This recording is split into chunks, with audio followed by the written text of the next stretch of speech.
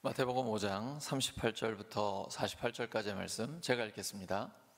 또 눈은 눈으로 이는 이로 갚으라 하였다는 것을 너희가 들었으나 나는 너희에게 이르노니 악한 자를 대적하지 말라.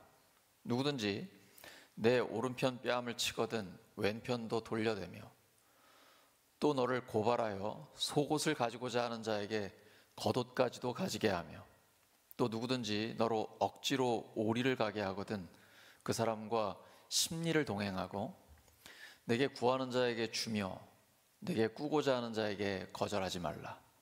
또 내 이웃을 사랑하고 내 원수를 미워하라 하였다는 것을 너희가 들었으나 나는 너희에게 이르노니 너희 원수를 사랑하며 너희를 박해하는 자를 위하여 기도하라.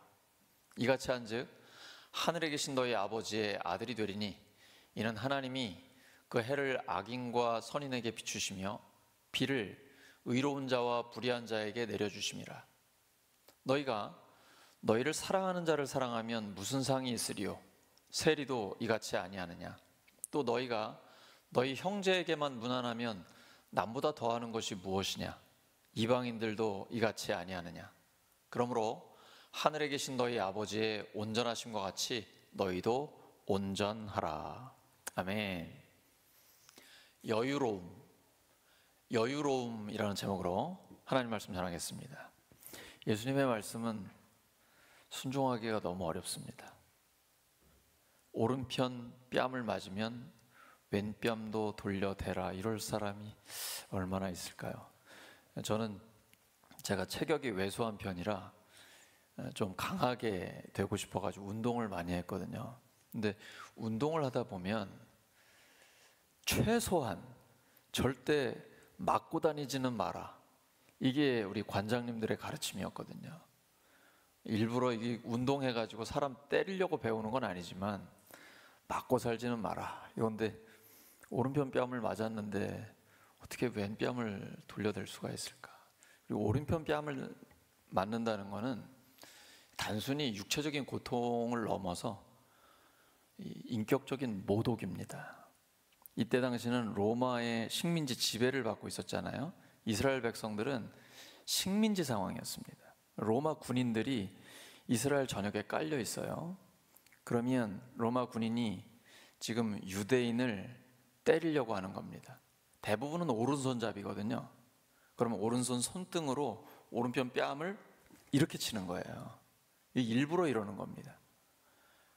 너 같은 것이, 이런 의미가 담겨 있는 것이죠. 이 인격적인 모독을 당했을 때 왼뺨도 돌려대라, 이게 주님의 가르침이에요. 이러려면 마음에 여유가 있어야 됩니다. 여유가 없으면 일단 맞지도 않겠지만 맞았으면 보복을 하되 더 세게 할 겁니다. 이게 인간의 본능이거든요. 눈에는 눈, 이에는 이라고 말씀하셨을 때, 야, 어떻게 눈을 맞으면 똑같이 눈을 때리고 이가 부러지면 똑같이 이를 부러뜨리고, 야, 사람이 어떻게 그렇게 하냐, 이렇게 생각하시면 성경을 오해하신 겁니다. 이게 동상동해법인데, 하나님이 이 말씀을 주신 때는 고대 사회에 치안 유지가 잘 안 될 때입니다. 누가 나를 한 대 때렸어요. 근데 내가 힘이 있어요. 그럼 한 대만 때리겠습니까? 훨씬 더 심하게 보복할 수 있거든요. 그러니까 보복을 만약에 하더라도 최소한 네가 맞은 만큼만 해라, 그게 딱 한계를 주신 거예요. 사람을 보호하기 위해서 고대 사회에 하나님이 주신 말씀이거든요. 근데 예수님은 이걸 완성시키시는 거죠. 네가 맞았다면 보복하지 말라는 거예요. 악한 자를 대적하지 말라. 이게 마음의 여유가 없으면 할 수가 없는 일입니다. 너를 고발해서 속옷을 가지고 오는 자 하는 자에게 겉옷도 줘라. 속옷을 뭐해서 쓰려고 달라고 하나? 그게 아니라 이스라엘 사람들은 속에 입는 옷, 겉에 입는 옷, 딱 이렇게 보통은 두 개만 입고 다닙니다. 오늘날과는 그 패션이나 의류가 다른 거죠. 그래서 속에 입는 옷보다 겉에 입는 옷이 훨씬 더 중요합니다. 겉옷은 밤이 되면 추워지거든요. 이불로 덮고 자야 돼요. 그래서 겉옷을 전당을 잡아도 꼭 저녁이 되기 전에, 잠들기 전에 돌려주게끔 되어 있는 게 율법이에요. 그거 없이는 어떻게 자겠어요?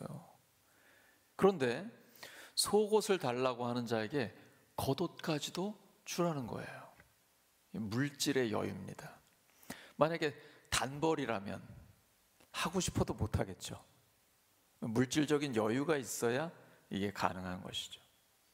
세 번째는 억지로 오리를 가고자 하면 심리를 기꺼이 같이 가주라는 거예요. 왕심리 정신이죠. 심리를 가주는 거예요.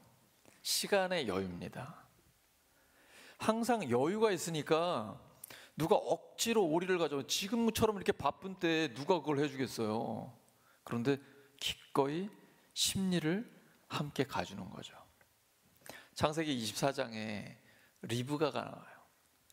리브가가 아브라함의 종을 만나게 됩니다. 아브라함의 종은 아브라함이 100세에 낳은 아들 이삭이 노총각이 됐을 때 그 이삭의 아내를 구하러 거기 간 거예요. 그리고 미리 하나님께 기도합니다. 하나님, 제 주인의 아들의 신부감을 주십시오.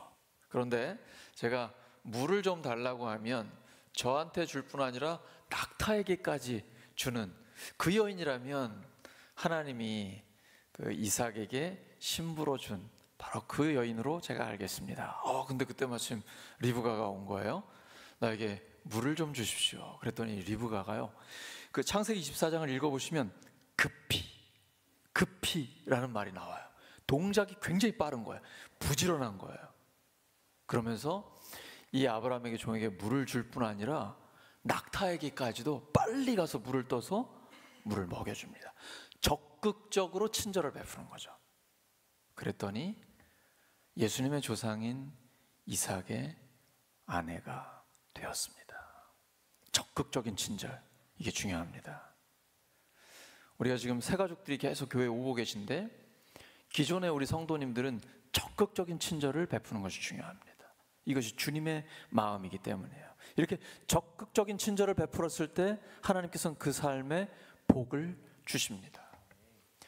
리브가의 남편 이삭은 참 여유가 있는 사람입니다. 마음에 여유가 있어요. 하나님의 약속을 받았기 때문입니다. 일반적으로 갖고 있는 여유와 하나님의 약속을 받았을 때의 여유는 차원이 다릅니다. 이삭이 있을 때 흉년이 왔어요. 여러분, 지중해 주변을 잘 아시죠? 이스라엘 땅은 굉장히 건조한 사막 기후입니다. 그런데 남서쪽을 가게 되면 이집트라는 큰 땅이 있습니다. 나일강 유역이 있죠. 항상 물이 있고 물이 범람하는 지역이라 굉장히 비옥한 땅입니다. 아무리 흉년이 들어도 거길 가면 괜찮은 거죠. 요셉이 이집트의 총리로 있을 때 주변 국가들을 다 살리게 되죠. 근데 하나님께서 흉년이 들어 이제 먹고 사는 생존의 문제가 달려있는 이삭에게 말씀하십니다. 이집트로 가지 말아라. 내가 너에게 살라고 한 이 땅에서 살아라. 내가 이 땅에서 살아야 내가 너를 보살피고 너에게 복을 주겠다. 이 모든 땅을 내가 너와 너의 자손에게 주겠다. 내가 너의 아버지 아브라함에게 맹세한 약속을 이루어서 너의 자손이 하늘의 별처럼 많아지게 하고 그들에게 이 땅을 다 주겠다. 이 세상 모든 민족이 내 씨의 덕을 입어서 복을 받게 하겠다. 여러분이라면 어떻게 하시겠습니까? 흉년 들었습니다. 지금 생존이 달려 있습니다. 근데 하나님의 말씀은 이집트로 가지 말고 지금 그 땅에 머물라고 하십니다. 그래야 복을 주겠다라고 약속하셨습니다. 이삭은 이집트로 가지 않고 블레셋 지역 그랄에 그대로 머물러 있었습니다. 여기까지는 좋았습니다. 근데 이삭의 아내가 너무 예뻤습니다. 예쁜 아내를 두신 분들은 참 조심해야 될 것 같아요. 이삭이 블레셋 지역 거기에서 자기 아내가 너무 예쁘니까 사람들이 자기를 죽이고 아내를 뺏어갈 것이 두려웠습니다. 그래서 아버지가 했던 것처럼 자신도 리브가를 누이라고 속였습니다. 근데 어느 날 새 번역을 보면 우연히 블레셋 왕이 보니까 이삭이 리브가를 새 번역에 이렇게 되어 있습니다. 애무하고 있었다라고 표현이 돼요. 이거는 누이한테 할 수 있는 행동이 아니잖아요. 그래가지고 이삭을 불러다가 난리를 칩니다. 분명히 네 아내인데 왜 누이라고 속였냐? 아, 내가 죽을까 봐 그랬습니다. 비겁하죠? 연약한 모습이죠? 그럼에도 불구하고 하나님은 이삭이 농사를 지었을 때 그 해에 100배나 거두게 하십니다. 하나님이 약속하셨기 때문에 인간의 연약함에도 불구하고 하나님은 복을 주신 것입니다. 우리가 잘해서가 아닙니다. 우리는 여전히 연약하고 부족합니다. 그럼에도 불구하고 하나님은 하나님의 약속을 이루어 주십니다. 이삭이 하나님의 말씀대로 이집트로 가지 않고 블레셋 그랄에 머물러 있었기 때문입니다. 이삭은 재산이 점점 더 늘어서 아주 부유하게 됐습니다. 블레셋 사람들이 시기해요. 그래서 이삭의 아버지인 아브라함의 종들이 팠던 우물을 막아버립니다. 메워버려요. 아주 고약한 거죠. 근데 이삭은 그런 거에 굴하지 않습니다. 하나님의 약속을 받았기 때문이죠.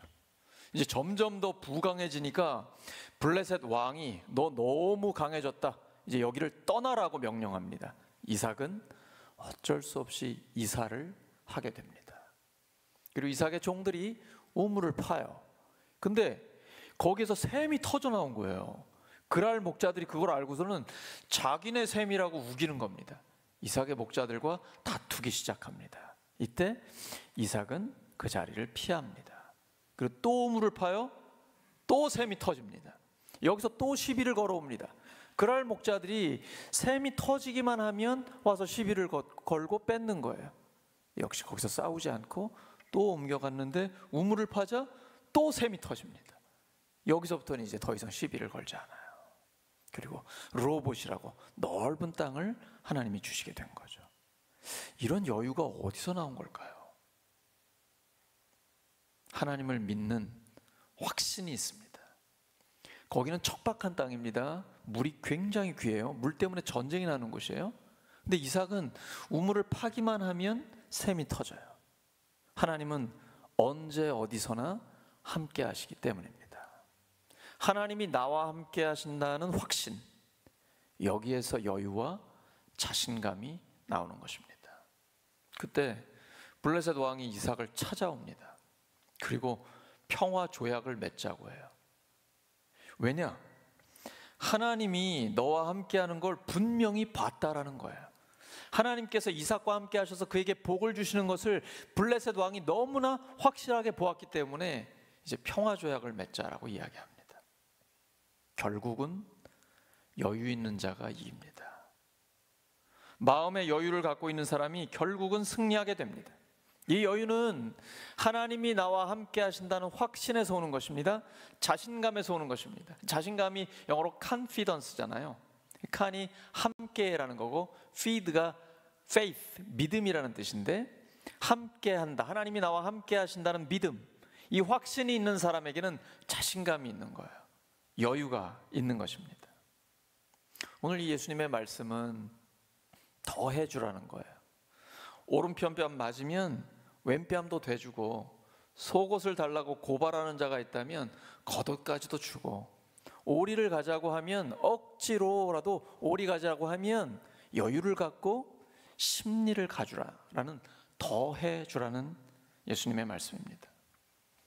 우리가 눈에는 눈, 이에는 이처럼 보복 본능, 그리고 소유욕, 내 것만 챙기는 소유욕과 이기심, 이런 걸 갖고는 예수님의 제자가 될 수 없습니다.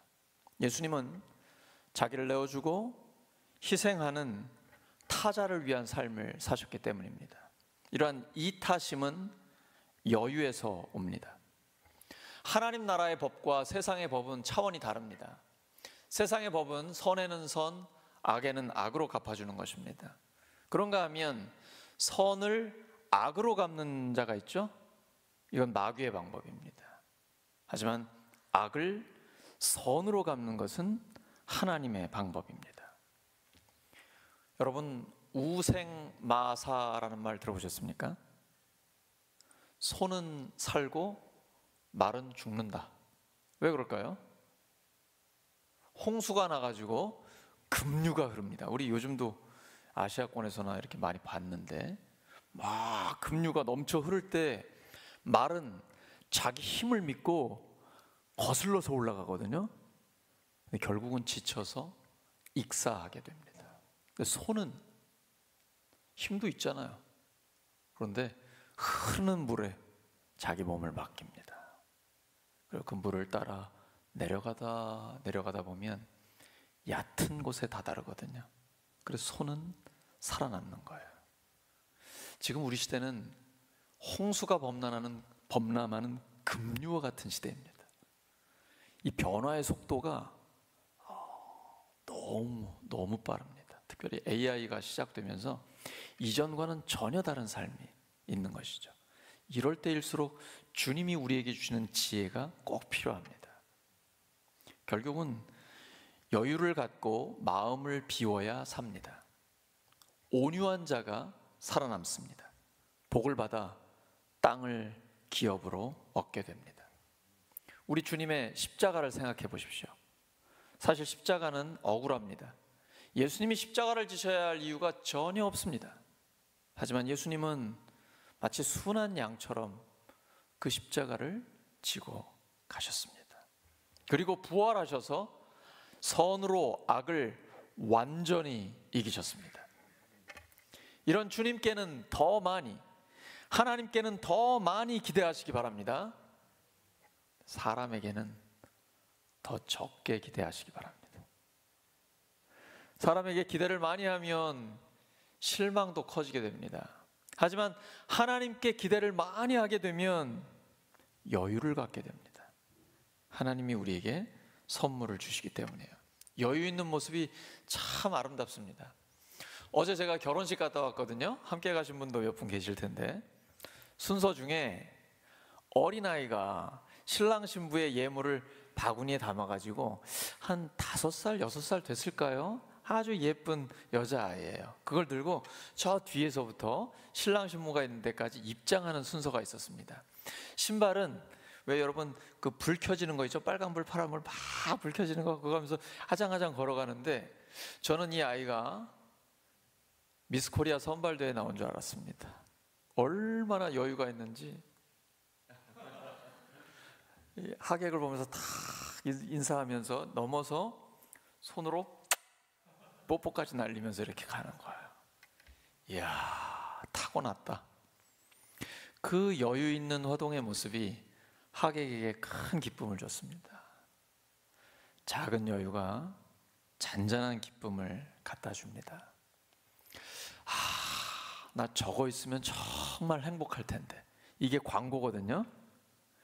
여러분 요즘 보고 있는 그 광고를 잘 보세요. 기업이 그 비싼 돈을 들여서 왜 광고할까요? 그걸 보는 사람에게 나 저거 갖고 싶다. 저걸 가지면 행복할 거야. 이런 생각하지 마시고 지금 내가 갖고 있는 걸 생각하시기 바랍니다. 내 남편이 최고입니다. 내 아내가 최고예요. 우리 가족이 최고입니다. 지금 내가 갖고 있는 게 많잖아요. 우리 목장, 우리 교회가 최고예요. 내가 갖고 있는 걸 잘 보셔요. 그러면 원망 불평하지 않고 감사와 여유가 넘치게 됩니다. 여유가 없는 사람은 항상 불안하고 걱정이 많고 조급하고 남을 비난하고 실적에 집착하고 지금 세상 사람과 똑같이 결과주의에 빠지게 됩니다. 일 중독에 빠지고 쉴 줄을 몰라요. 존재보다 행위를 더 중시하기 때문입니다. 사람의 가치는 행위가 아니라 존재 자체에 있습니다. 이게 하나님 말씀이에요. 이사야 43장에 하나님은 우리를 보배롭고 존귀하게 여겨 사랑하신다고 말씀하세요.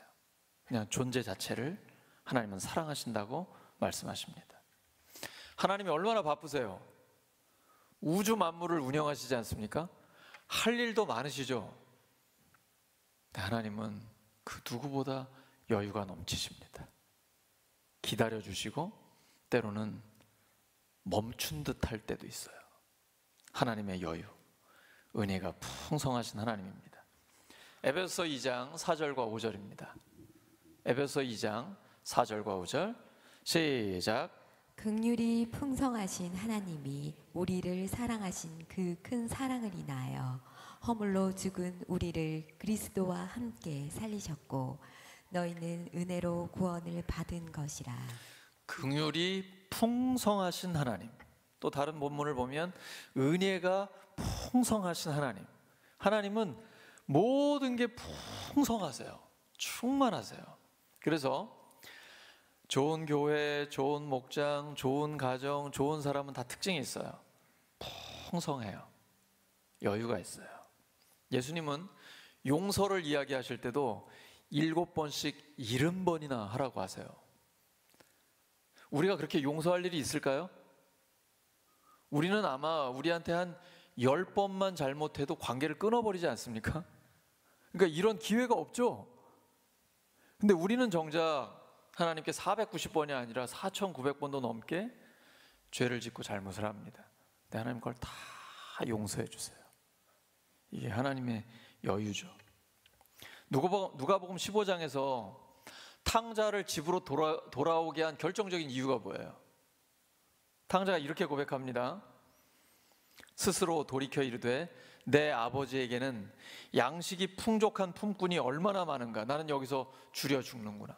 그 아버지의 풍요로움, 아들을 기다리는 그 마음, 이걸 알고 있기 때문에 그 넓은 품에 안기기 위해서 아들은 돌아올 수 있었던 거예요.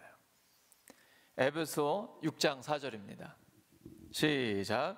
또 아비들아 너희 자녀를 노엽게 하지 말고 오직 주의 교훈과 훈계로 양육하라. 아비들아, 부모님께 해당됩니다. 너희 자녀를 노엽게 하지 마라. 이걸 전문 용어로 뭐라 그러죠? 자녀를 열받게 하지 마라.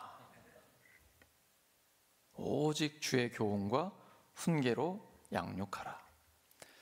자녀들이 집안에서 운신할 수 있는 여유를 주셔야 합니다. 집안에서 마음껏 활보할 수 있도록 자녀들에게 여유를 주셔야 돼요. 그리고 부모님은 자녀에게 확실한 메시지를 주셔야 됩니다. 네가 어떤 모습이라도 언제라도 돌아오기만 하면 안아줄 준비가 되어 있다. 이것이 바로 하나님의 마음이잖아요. 그리고 우리에게 주시는 부모의 마음이죠. 만약에 부모가 이렇게 자녀를 안아줄 준비가 안 돼 있으면 어떻게 될까요? 그러면 자녀들은 문제가 생겼을 때 부모님께 오지 않습니다. 밖으로 돌게 돼요. 문제는 더욱 심각해집니다. 여유 있는 부모가 자녀를 살립니다. 특별히 예수님을 믿는 부모님들, 율법주의적 신앙은 안 됩니다. 사람을 죽입니다. 항상 용서와 은혜가 있어야 합니다. 여유가 있어야 자녀들을 살릴 수 있고 주님께 돌아오게 할 수 있습니다. 우리 세대는 예수님을 믿는데 우리 다음 세대들이 예수님을 떠나는 사람들이 너무 많습니다. 왜 그럴까요? 성경을 읽어보면 하나님은 엄청나게 여유 있는 분인데 왜 우리 부모는 저렇게 째째할까? 그렇기 때문에 성경과 부모의 삶이 너무 다르니까 저런 예수라면 나는 믿지 않겠다 이런 생각하는 거죠. 우리가 먼저 하나님의 여유를 가져야 합니다. 우리가 여유 있는 마음으로 자녀들을 대할 때 자녀들이 부모에게 돌아오게 되고 힘들면 힘들수록 집 안으로 들어오게 되고 그리고 결국은 하나님께 돌아오게 됩니다. 우리 주변에 계신 분들 축복해 주시기 바랍니다. 하나님처럼 풍성한 여유를 가지시기 바랍니다. 하나님처럼 풍성한 여유를 가지시기 바랍니다. 하나님의 여유를 본문에서 이렇게 표현하고 있습니다. 하나님은 악인과 선인에게 똑같이 햇빛과 비를 주십니다. 엄청나지 않아요? 우리 같으면은 나쁜 사람들은 아주 벼락 맞으면 좋겠다 이런 생각이 딱 드는데 하나님은 안 그러셔요. 그래서 우리가 세상을 보면은 법망을 피해 다니면서 돈 잘 벌고 죽을 때까지 건강하고 이런 사람들도 꽤 많거든요. 아유, 왜 저런 인간은 그냥 내버려 두시나? 여러분, 하나님은 그러지 않으셔요. 그렇게 째째하거나 쫀쫀하지 않으십니다. 하나님은 선인 악인, 의로운 자 불의한 자 가리지 않고 모두에게 햇빛과 비와 하나님의 은혜를 풍성히 주십니다. 하나님은 모든 사람이 구원받기를 원하고 계십니다. 그래서 우리도 그들에게 하나님의 복음을 전해야 하는 것입니다. 주님의 여유가 있는데요, 특별히 이제 추수감사절, 성탄절, 내년에 설까지 다가옵니다. 이때 더욱 구제에 힘써야 되는데 이 구제가 복을 받는 길입니다. 신명기 15장 10절입니다. 시작. 당신들은 반드시 그에게 구워주고 줄 때에는 아깝다는 생각을 하지 마십시오. 그러면 주 당신들의 하나님이 당신들이 하는 모든 일과 당신들이 손을 대는 모든 일에 복을 내려 주실 것입니다.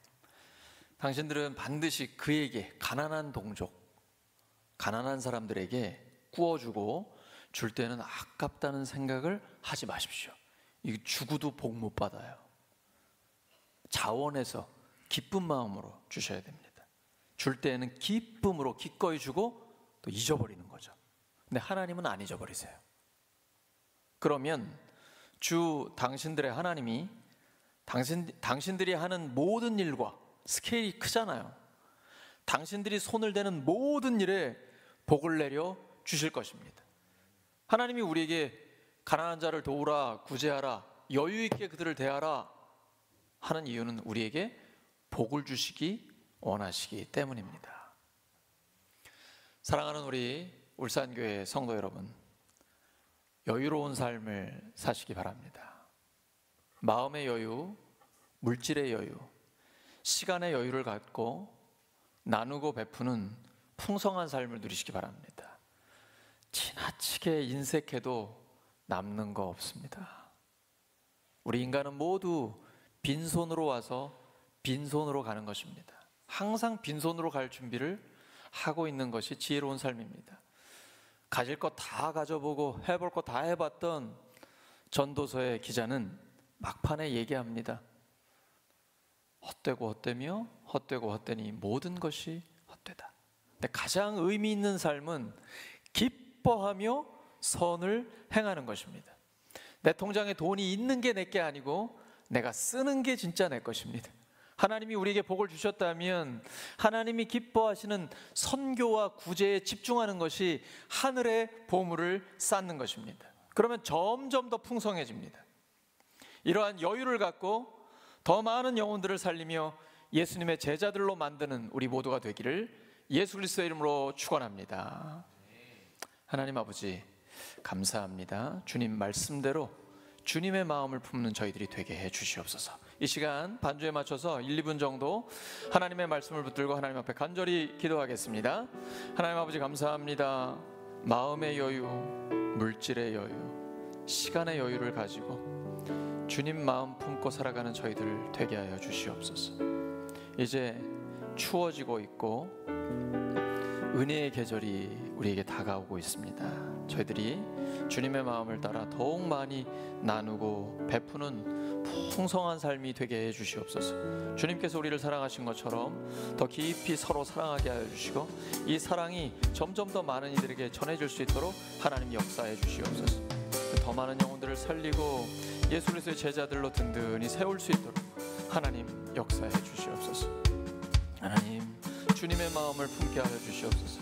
세상의 방법과는 다르게 살아가게 하여 주시옵소서. 오히려 악을 선으로 대하게 하여 주시옵소서. 하나님 아버지, 우리가 실제 삶의 현장에서 만나는 사람들을 사랑으로 품을 수 있도록 도와주소서. 주님의 그 넓은 품이 우리의 가슴이 되게 하여 주시옵소서. 예수 그리스도의 심장을 갖게 하여 주시옵소서. 하나님 아버지, 감사합니다. 주님 마음 본받기를 원합니다. 하나님, 더욱 겸손해지고 순종하게 하여 주시옵시고 너그러운 주의 마음 품어 많은 사람들로 하여금 관용을 알게 하는 저희들 되게 하여 주시옵소서. 주님의 마음을 저희들에게 허락하여 주시옵소서. 하나님 아버지, 감사합니다. 인도하여 주시옵소서. 도와주시옵소서. 능력 가운데 부으심을 감사합니다. 하나님, 역사해 주시옵소서. 예수님, 아버지, 실제로 용서와 회복이 일어나게 하여 주시옵소서. 도와주시옵소서.